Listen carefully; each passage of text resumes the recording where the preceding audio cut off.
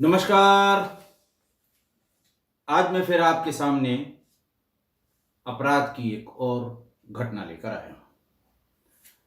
आज के अपराध की घटना है तो 2015 की, लेकिन उसमें आश्चर्यजनक खुलासे हुए दिसंबर 2022 में। बात 10 दिसंबर 2022 की दिन था, शनिवार। राजस्थान के दौसा जिले, देखिए घटना तो ये उत्तर प्रदेश के मथुरा की है 2015 की, लेकिन उससे संबंधित जो आश्चर्यजनक बात सामने आई वो राजस्थान के दौसा जिले से आई। तो 10 दिसंबर 2022 को दौसा के बालाजी थाना इंचार्ज अजीत बड़सरा ने बताया कि आज उत्तर प्रदेश के मथुरा जिले से पुलिस बल आया था, पुलिस के लोग आए थे, जिसमें अजय कौशल वो एसटीएफ मथुरा के इंचार्ज थे और तमाम पुलिस वाले थे। वो हमारे यहां से आरती नाम की एक 32 साल की महिला को डिटेन करके ले गए।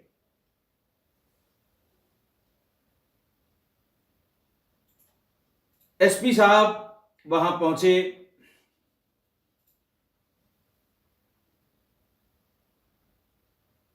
थाने पर, थाना बालाजी, पूरी बात पूछी तो ये पता लगा कि दो नवयुवक, एक का नाम सोनू और दूसरा भगवान सिंह उर्फ गोपाल,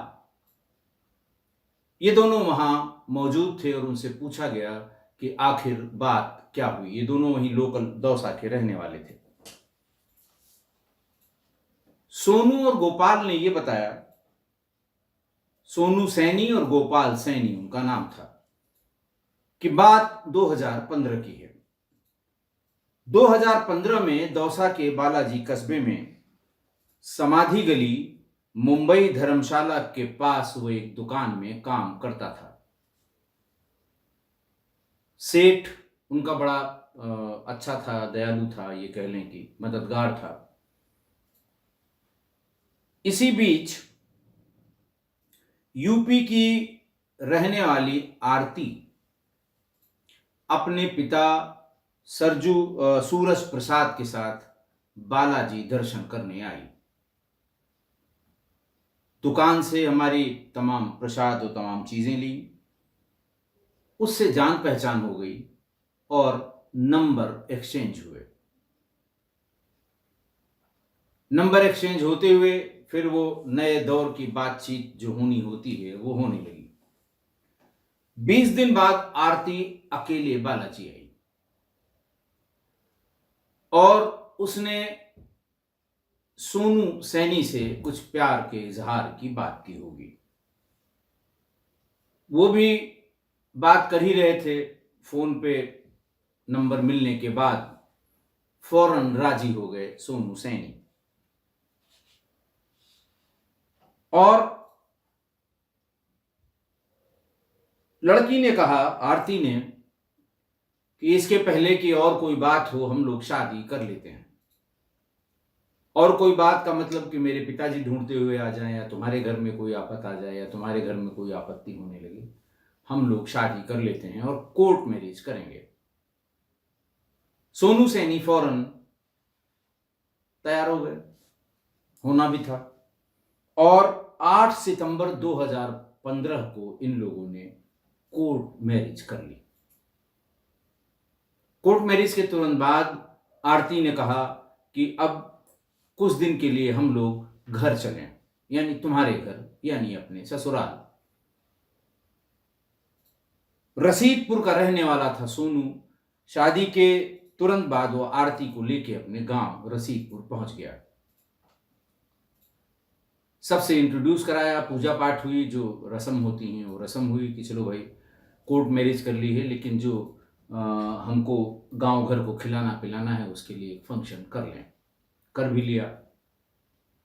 4-6 दिन ही बीते होंगे कि आरती ने यह कहा कि भाई एक तो 50,000 रुपए हमको दे दो, हमें जरूरत है घर में हमारे पिता को, और अपनी सारी जायदाद में हमको 50% यानी अपना, आप जो उत्तराधिकारी लिखते हैं, आप उसमें ये लिखते हैं कि हमारे बाद किसके नाम हो प्रॉपर्टी, तो अपने नाम की सारी प्रॉपर्टी में मुझे हिस्सेदार बनाइए, नॉमिनी जिसे कहते हैं। और चौथा ये कहा कि हम यहां से और मथुरा न ट्रेन से जाएंगे न बस से जाएंगे, उसके लिए एक 4 व्हीलर खरीद के घर के सामने खड़ी करिए, हम उसी से आया जाया करेंगे। सोनू ने कहा कि तुम हमारे आर्थिक स्थिति के बारे में भी कुछ नहीं जानती, 4 दिन हुआ तुम्हें आए हुए, हम न तो 4 व्हीलर गाड़ी खरीद सकते हैं न 50,000 रुपए दे सकते हैं। रही बात जायदाद तुम्हारे नाम करने की, तो वो बिना पिता की मर्जी के आज की तारीख में नहीं हो सकता, क्योंकि सारी जायदाद पिता के नाम की है। तो उसने कहा ठीक है, अपना हिस्सा अलग कर लीजिए, पिता से मांग लीजिए, पिता तुमको रजिस्ट्री कर दें, तुम उसमें हमको नॉमिनी बना दो। सोनू सैनी को भी इसका बुखार पूरा उतर गया।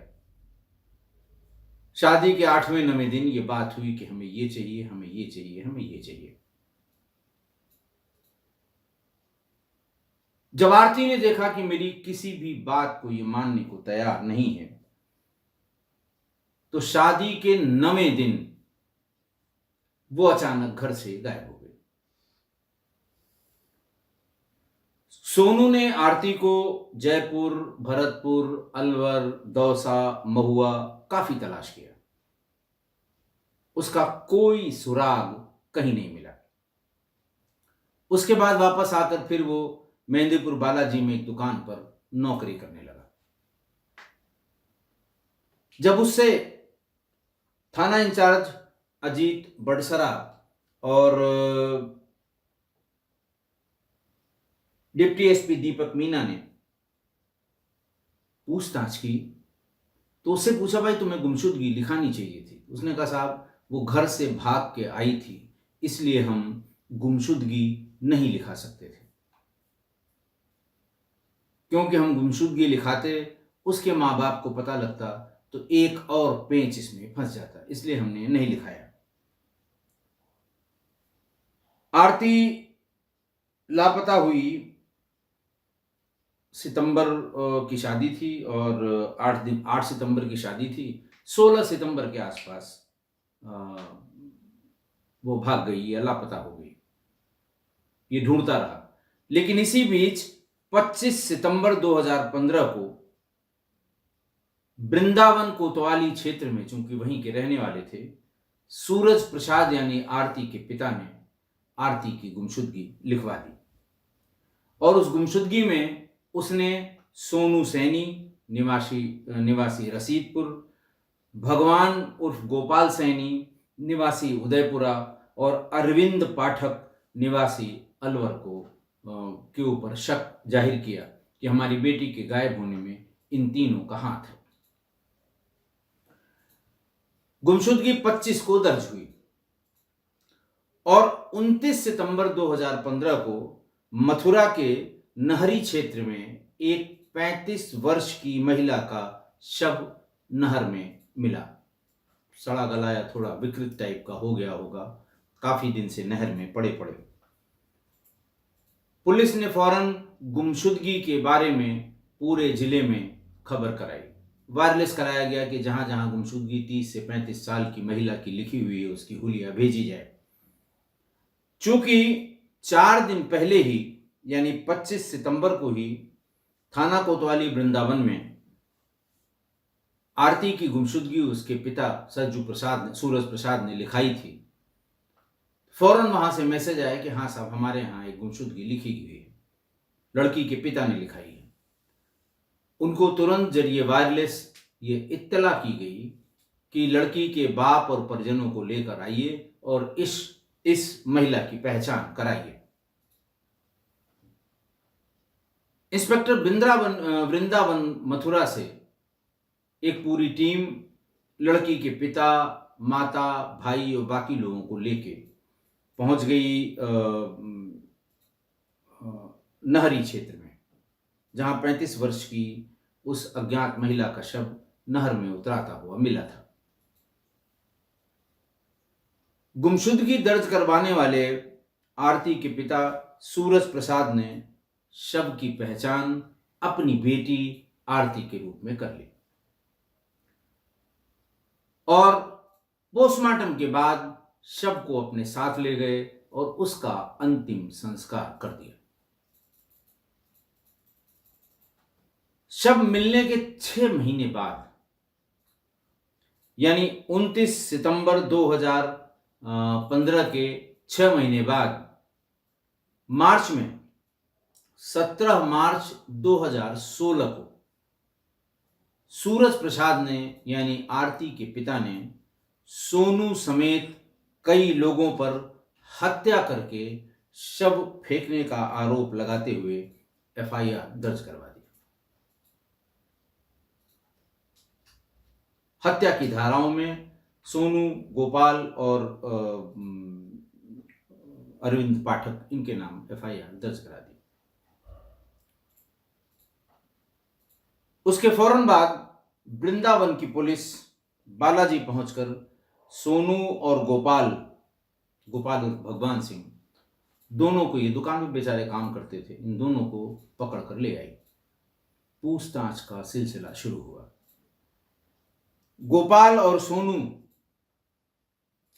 गोपाल 9 महीने और सोनू 18 महीने जेल में बंद रहे और इलाहाबाद हाई कोर्ट से उनकी जमानत हुई।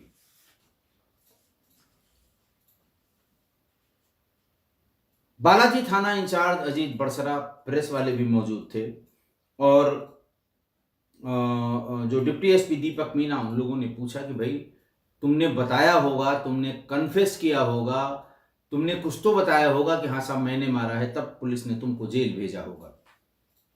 तो उसने जो दास्तां बताई मथुरा पुलिस की, वो रोंगटे खड़े कर देने वाली है।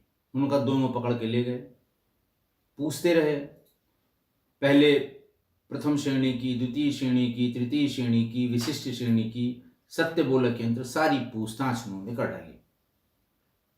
इन दोनों को कहना था कि साहब हम लोग जो है ना हम इसको जानते थे, ना हम इसमें शामिल थे, इसलिए हम क्या बताते उन्हें। फिर बताया कि मेरे दोनों हाथ के 3-3, 4-4 उंगलियों के नाखून उखाड़ लिए। एसओजी टीम ने ही उठाया था और नाखून उखाड़ लिए, उंगलियां मोड़ मोड़ के तोड़ दी और यह कहा कि 7 दिन का पुलिस कस्टडी रिमांड हम अप्लाई कर रहे हैं।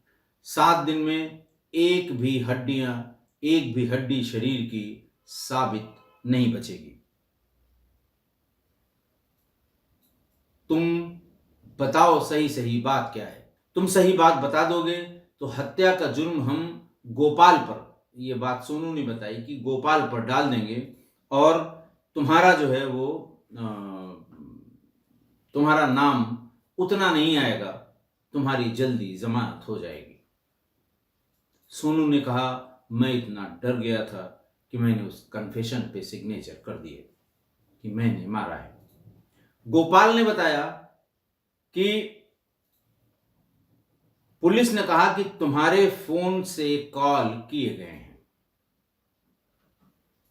गोपाल कहता साहब मुझे पता ही नहीं कौन से कॉल और कहां। बोले नहीं, रिकॉर्ड है, ये दूर से दिखा, उनका देखो ये रिकॉर्ड है, तुम्हारे फोन से कॉल किए गए हैं, तुम पर भी केस लगेगा।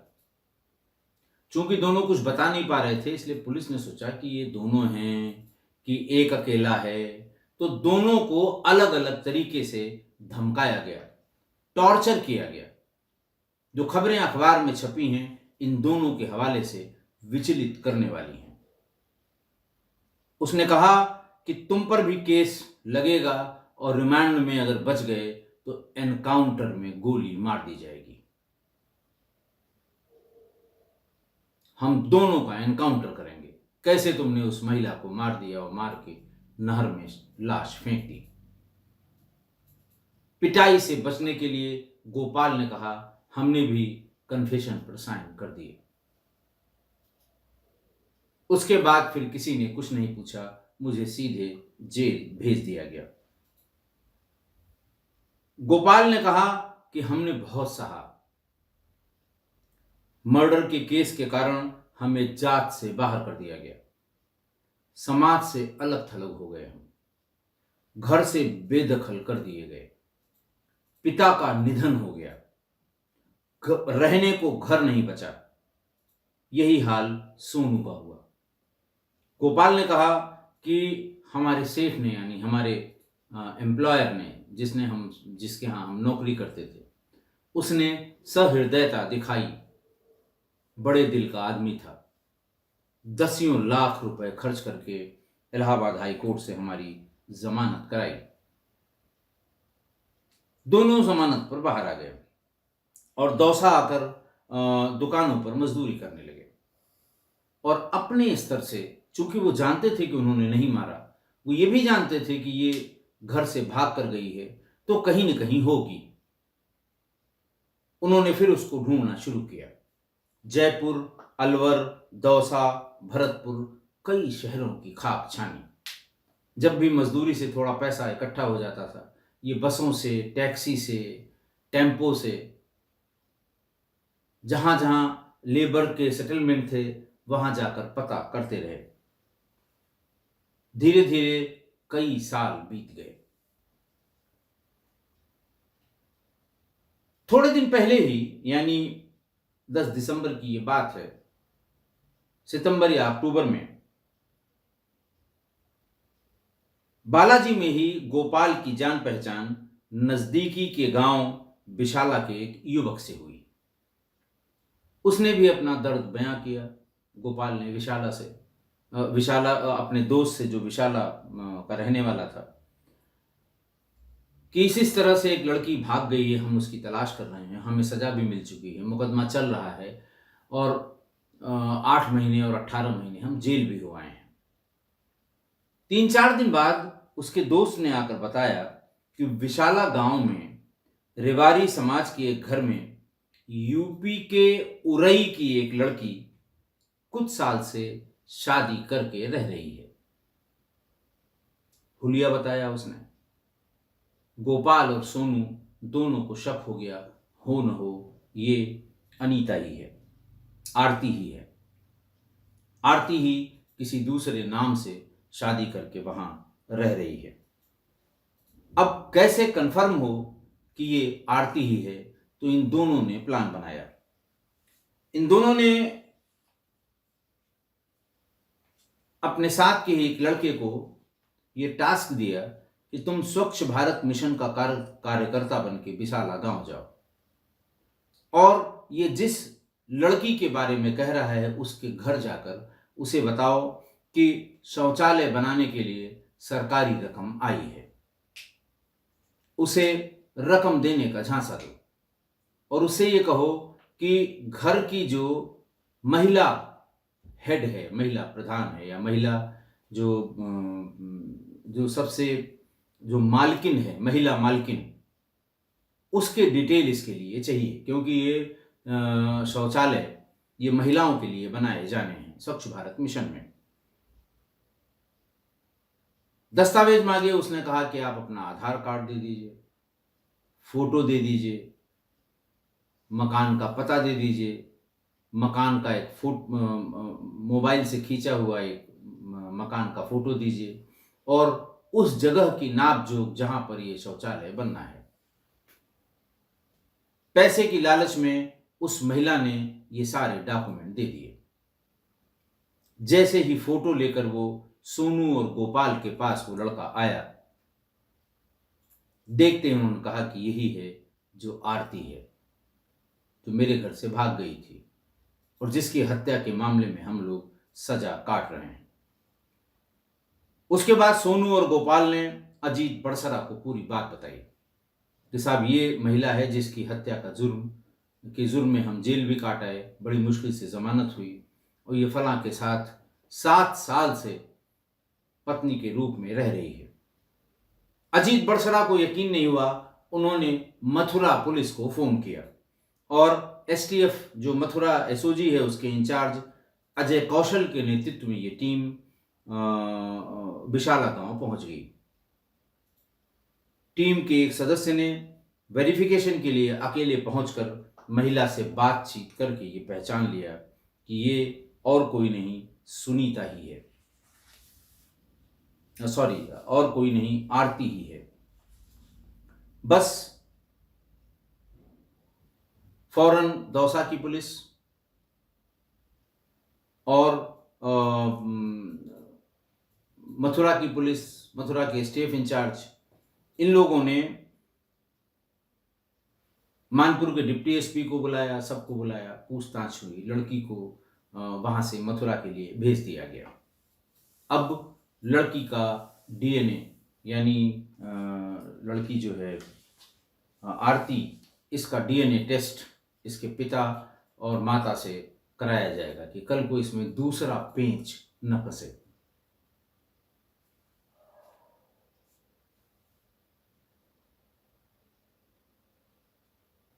इस तरह से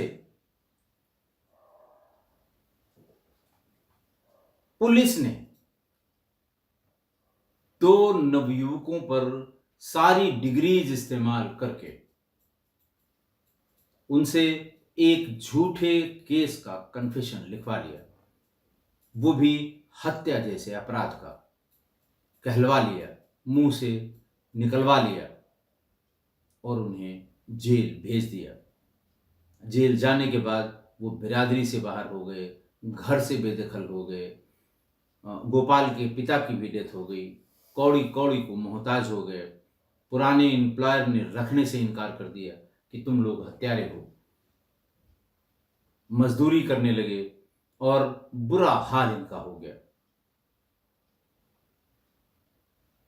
जब ये खबर राजस्थान के अखबारों में, चूंकि वहां प्रेस भी आ गई थी, डिप्टी एसपी थे ही थे, इंस्पेक्टर भी थे, कि मथुरा पुलिस ने उनके साथ कैसा व्यवहार किया, तब मथुरा के पुलिस अधिकारियों ने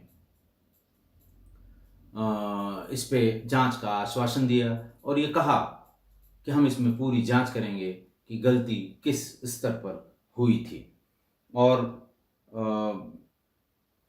स्पेशल पुलिस टीम ने मामले की इन्वेस्टिगेशन अब खुद अपने हाथों में लेके शुरू की है। सोनू और गोपाल का कहना है कि एक फेक मामले में पुलिस और कोर्ट ने उनके साथ अन्याय किया है। इस मामले की सीबीआई जांच होनी चाहिए। जेल जाने के कारण हमने बहुत कुछ खोया है।